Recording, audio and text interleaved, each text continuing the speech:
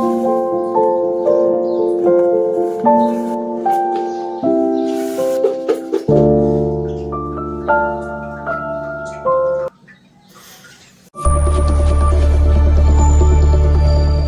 હર મહાદેવ, જય માતાજી, જય Shri Krishna. Welcome back to my channel. કેમ છો બધા? મજામાં જ હશો અને હું પણ મજામાં જ છું. અને શિયાળો આવી ગયો છે એટલે સરસ મજાના જો આમળા માર્કેટમાં આવવાના ચાલુ થઈ ગયા છે. તો મેં અહીંયા કને કિલો એક આમળા છે એ લીધા છે અને આવી રીતના એને સ્ટીમ કરીને બાફવા મૂકી દઈશ. તો આજે હું તમારી સાથે આમળા કેન્ડી છે એ શેર કરવાની છું, જેને આપણે ગુજરાતી ભાષામાં કહીએ છીએ મીઠા આમળા. તો એની રેસીપી શેર કરવાની છું. ખાવામાં બહુ જ સરસ લાગે છે અને શિયાળામાં હેલ્થ માટે બી સારા છે આમળા ખાવાના.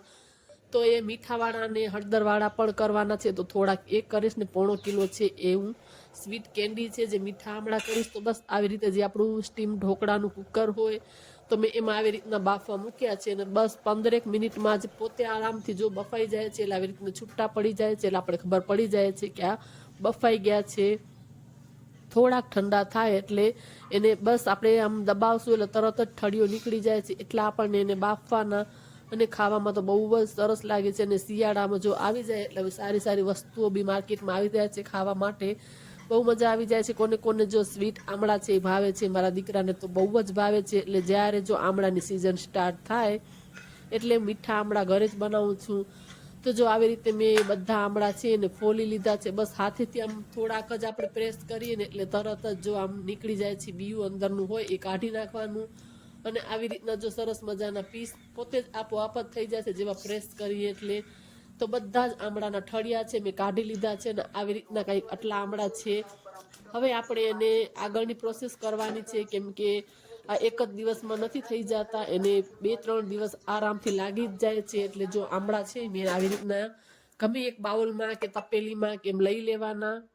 અને જો ખાંડ છે ને એ મેં લીધી છે તો 1.5 કિલો આમળા છે તો મેં 2 વાટકા જે ખાંડ છે ને એ નાખી છે. એટલે નાની વાટકી છે, બહુ મોટી નથી, તમે જોઈ શકો છો. તો નાની વાટકી છે 2 મેં નાખી છે ને આવી રીતના જો એને હું મિક્સ કરી લઈશ એટલે બધી જ ખાંડ એકસાથે ભળી જાય. ને તમને કોઈને એવી રીતના ના ફાવે તો ચમચાથી બી કરી શકાય. એટલે મેં ચાલો 2 રીતે હું દેખાડી દઉં કે આમ બી થઈ જાય છે ને આમ બી. અને આમે ખાંડ તો ઓગળી જ જાય, પણ આપણે એકવાર જો સરખી રીતે મિક્સ કરી લઈએ તો વાંધો ના આવે. અને હવે આને જો ઢાંકી અને 2 દિવસ માટે રાખવાનું છે. એટલે 2 નાઇટ ને 3 દિવસ, અને વચ્ચે વચ્ચે દિવસમાં આપણને એને 2 થી 3 વખત ચલાવવાનું બી છે. એટલે ખાંડ જે ઉપર નીચે થોડીક કરી તો સરસ રીતે એકદમ ઓગળી જાય. એટલે 2 દિવસ છે ને એને એવી રીતના ખાંડમાં રાખશું અને પછી 2 થી 3 દિવસ આપણે એમને બહાર કાઢીને એને સૂકવી દઈશું. તમે તડકામાં પણ સૂકવી શકો છો અને ઘરમાં પણ તમે સૂકવી શકો છો, કેમ કે તડકામાં થોડોક કલર ચેન્જ થઈ જાય છે અને ઘરમાં ભલે 2 દિવસ વધારે લાગે છે પણ એનો કલર મસ્ત મજાનો યલો રહે છે. એટલે એટલો ડિફરન્સ હોય છે ટેસ્ટમાં, તો બસ એવો જ લાગે છે. બાકી કેમ આપણે જે માર્કેટમાંથી લઈએ છીએ ને, જો ઘરમાં સુકાવીએ ને આપણે તો એવો સરસ મજાનો કલર આવે છે. એટલે 3-4 વખત દિવસમાં આપણે એને મિક્સ કરતા રહીશું અને 2 દિવસ રહેવા દઈશું ખાંડની ચાસણીમાં. પછી એને હું બહાર કાઢીશ ત્યારે તમારા લોકો સાથે શેર કરીશ કે કેવી રીતના એ લાગે છે. તો મસ્ત મજાના પછી પોચા થઈ જાય છે. એટલે વિડીયોમાં રહેજો કન્ટિન્યુ, આગળ દેખાડશું કે કેવા થાય છે. તો કોને કોને આમળા કેન્ડી ભાવે છે? મને તો બહુ જ ભાવે છે. મારાથી વધારે મારા દીકરાને બહુ ભાવે છે. એટલે આમળાની સિઝન આવે ત્યારે તો હું આમળા કેન્ડી ઘરે બનાવું જ છું. તો તમારા લોકો સાથે મેં ચાલો રેસીપી શેર કરું. તો બપોરનો સમય થઈ ગયો છે, જમી કરીને બધું કામ કરી લીધું. હવે એક વખત જે આમળા છે એને આપણે ચમચાથી સારી રીતે ફરી પાછા મિક્સ કરી લેશું. જો ખાંડ ઓગળવાની સ્ટાર્ટ બી થઈ ગઈ છે, થોડી થોડી નીચે હજી ખાંડ છે. એટલે આવી રીતે ઉપર નીચે કરીને એટલે જે બી ખાંડ હોય ને એ પાછી ઓગળી જાય. એટલે દિવસમાં આવી રીતના 2-4 વખત આપણને તો કરવાનું જ આવી રીતે. અને પાછું જો સારી રીતે મિક્સ કરી અને પછી ઢાંકીને પાછા એને હું મૂકી દઈશ આમળાને. હવે પાછું જો સાંજે એક વખત આવી રીતે મિક્સ કરીશ ને પછી પાછું રાત્રે મિક્સ કરીશ. અને ખાવામાં તો એકદમ એનો સ્વાદ બહુ જ સરસ લાગે છે. અને આ જો અમે આમળા છે ને હળદર ને મીઠાવાળા એ પણ બનાવીને રાખ્યા છે સાઈડમાં. અને પાછી જો રાત્રે વળી પાછું એક વખત મિક્સ કરી લઈશ. સોરી, રાત્રેની સાંજ પડી છે તો સાંજના સમયે પણ પાછું મિક્સ કરીશ. તો ખાંડ ઘણી જ બધી ઓગળી ગઈ છે, તમે જોઈ શકો છો. હવે થોડી થોડી જ ખાંડ બાકી રહી છે ઓગળવાની. તો પાછું એને આવી રીતના મિક્સ કરી સારી રીતે પાછું ઢાંકીને મૂકી દેશું. એટલે આવી રીતે પ્રોસેસ આપણે કરવી બહુ જરૂરી છે. કમસે કમ તમને 3 વખત મિક્સ કરવાના, સવાર, બપોર ને રાત્રે. જો હવે નેક્સ્ટ ડે થઈ ગયો છે, બીજો દિવસ થઈ ગયો છે અને સવારના ટાઈમે હું સારી રીતે મિક્સ કરું છું. કાલ રાત્રે બી એક વખત મેં મિક્સ કરી દીધું હતું. તો આવી રીતે જો મિક્સ કરી અને પાછો ઢાંકીને આપણે રાખી દઈશું. હવે એક લાસ્ટ નાઇટ છે એ રાખવાનું છે, એક દિવસ હવે રાખવાનું છે, એટલે સરસ રીતે ચાસણીમાં રહે તો સરસ મજાની એની અંદર જે મીઠાશ છે આમળાની અંદર આવી જાય. એક રાત રાખીને પાછો જો બીજો દિવસ થઈ ગયો છે અને હવે સારી રીતે બધી જ ખાંડ છે ને ઓગળી ગઈ છે, તમે જોઈ શકો છો. એટલે મેં 2 રાત ને 3 દિવસ છે આવી રીતે ચાસણીમાં ડીપ કરીને રાખ્યા હતા. અને હવે આવી રીતના કંઈ બી તમે એક ચાયણી લઈ લો, ગમે તે એવું કાણાવાળું વાસણ લઈ લેવાનું, એની અંદર જે આવી રીતના નીચે એક બાઉલ કે ગમે એ મૂકવાનું, એટલે બધી જ ચાસણી આપણને ભેગી થઈ જાય. કેમ કે ચાસણી આપણે ફેંકવાની નથી, એનો બી આપણે યુઝ કરશું.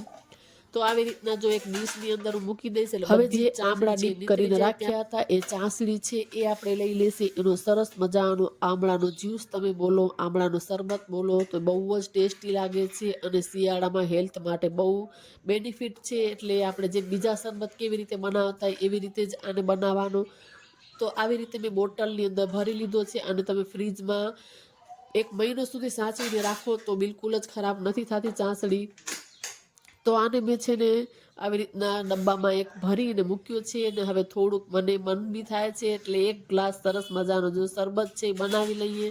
અને આ આમળા છે એ પણ ત્યાં સુધી નીતરી જશે, એમાંથી બધું જ પાણી એકદમ સારી રીતે નીતરી જશે. પછી આપણે એને એક કોરા કપડા ઉપર આવી રીતે સરસ રીતે સુકાવા મૂકશું, જેનું બધું મોઇસ્ચર સુકાઈ જાય. પછી આગળની પ્રોસેસ છે એ હું તમને દેખાડું. હવે 1 કલાક આમને રહેવા દઈ અને સરસ મજાનો જે આમળાનો આ જ્યુસ છે એ બની ગયો છે શરબત. આની અંદર તમે પાણી એડ કરીને એકદમ સારી રીતે પીવામાં યુઝ કરી શકો છો.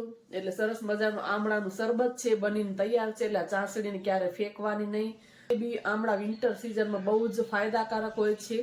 એટલે આમળાનો જ્યુસ બનીને તૈયાર છે. થોડોક હું હમણાં પી પણ લઉં. હવે તો થોડીક ચાસણી જો આવી રીતે અંદર નાખવાની, જેમ આપણે ઓલો શરબત માર્કેટમાંથી લઈ છીએ, જેમ બનાવી છીએ એવી રીતે થોડીક ચાસણી મેં નાખી છે. બાકી ઉપરથી આપણને જે પાણી છે એ મિક્સ કરવાનું છે. તો શિયાળો છે એટલે મેં નોર્મલ વોટર છે એ જ લીધું છે. જો ઉનાળો હોય તો આપણે ઠંડુ પાણી મિક્સ કરી બરફ પણ નાખીએ. પણ હમણાં થોડું ઘણું વેધર ઠંડુ થઈ ગયું છે એટલે મેં આવી રીતે નોર્મલ પાણી છે ને એ જ મિક્સ કર્યું છે. અને બહુ જ ટેસ્ટ એકદમ તમે જુઓ કે ખાટો મીઠો એટલો સરસ લાગે છે. અને જો હવે આવી રીતના આમળા છે ને આવી રીતના મેં કાણાવાળી મારી પાસે ડીશ છે જે રોટલીને આપણે રાખીએ છીએ એ. જો તમારી પાસે આવી ના હોય તો તમે કપડા ઉપર પણ પાથરી શકો છો.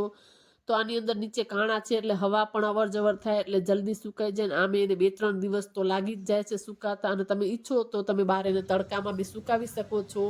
એમાં ટેસ્ટમાં કાંઈ ડિફરન્સ નહીં આવે. તડકામાં સુકાવીએ તો થોડુંક જે યલો રહે છે ને યલોના રે થોડાક બ્લેક પડી જાય છે.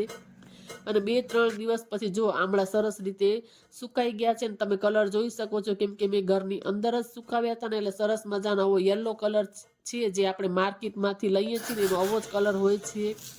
અને હવે અહીંયા કને હું ખાંડ લઈ લઈશ. મારી પાસે પીસેલી ખાંડ ઘરમાં નથી. તમારી પાસે જો પીસેલી ખાંડ હોય તો તમે ડાયરેક્ટ એડ કરી શકો છો, બટ મારી પાસે નથી એટલે હું થોડીક મિક્સરમાં એને એવી રીતે ક્રશ કરી લઈશ. અને ખાંડ પીસાઈ પણ ગઈ છે. અને હવે આપણને થાળીમાં જે આમળા છે બધા હું લઈ લઈશ. અને પછી સારી રીતે ઉપરથી જે આપણને ખાંડ છે ને પીસેલી એ મિક્સ કરવાની છે. તો ખાવામાં તો બહુ જ સરસ લાગે છે અને બાળકોને તે બહુ જ ભાવે છે. એટલે શિયાળામાં હેલ્થ માટે બહુ જ આમળા ફાયદાકારક છે. એટલે તો જો આવી રીતે ઉપરથી મોટી 2 ચમચી ભરીને આવી રીતે ખાંડ છે પીસેલી એ હું નાખીશ. અને પછી એને સારી રીતે હાથથી મિક્સ કરી લેવાના છે. એક ખાંડનું જે પીસેલી દળેલી ખાંડ છે એનું સરસ મજાનું આમળાની ઉપર એક કોટિંગ એક લેયર આવી જાય છે. એટલે આપણે જે માર્કેટમાંથી આમળા જે લઈએ છીએ ને પ્રોપર એના જેવા જ લાગે છે. અને સ્વાદમાં બી બહુ જ સરસ લાગે છે. અને આમે આપણે ઘરે કરીએ એટલે સારી રીતે ચોખ્ખાઈથી એકદમ કરીએ છીએ.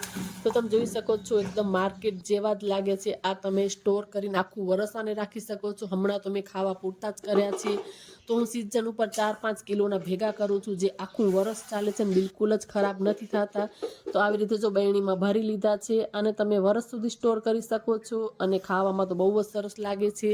તો એક ટ્રાય પણ કરી લઈએ આપણે કે કેવો ટેસ્ટ બન્યો છે. તો એક હું અહીંયા ચાખી લઉં છું. તો બહુ જ ટેસ્ટી બન્યા છે. અને આને જો હું ડબ્બો બંધ કરીને અહીંયા પ્લેટફોર્મ ઉપર જ મૂકીશ એટલે જ્યારે મન થાય ત્યારે ખાઈ લેવાના. અને તમે લોકો આ આમળા છે મીઠા છે કેન્ડી કેવી રીતે બનાવો છો તમે કોમેન્ટ કરીને જરૂરથી મને કહેજો, કેમ કે બધાની રીત અલગ અલગ હોય છે બનાવવાની. તો હું કંઈક આવી રીતે બનાવું છું ને તમે લોકો જરૂરથી કોમેન્ટમાં મને જણાવજો કે તમે કેવી રીતે આમળા બનાવો છો. તો બસ આ વિડીયાને અહીંયા જ આપણે એન્ડ કરીએ. આજનો વ્લોગ જો તમને ગમ્યો હોય તો જરૂરથી વિડીયોને લાઈક અને ચેનલને સબસ્ક્રાઇબ કરવાનું ભૂલજો નહીં. ફરી પાછા મળીએ નવા વિડીયોમાં. ત્યાં સુધી બધાને હર હર મહાદેવ, જય માતાજી, જય શ્રી કૃષ્ણ.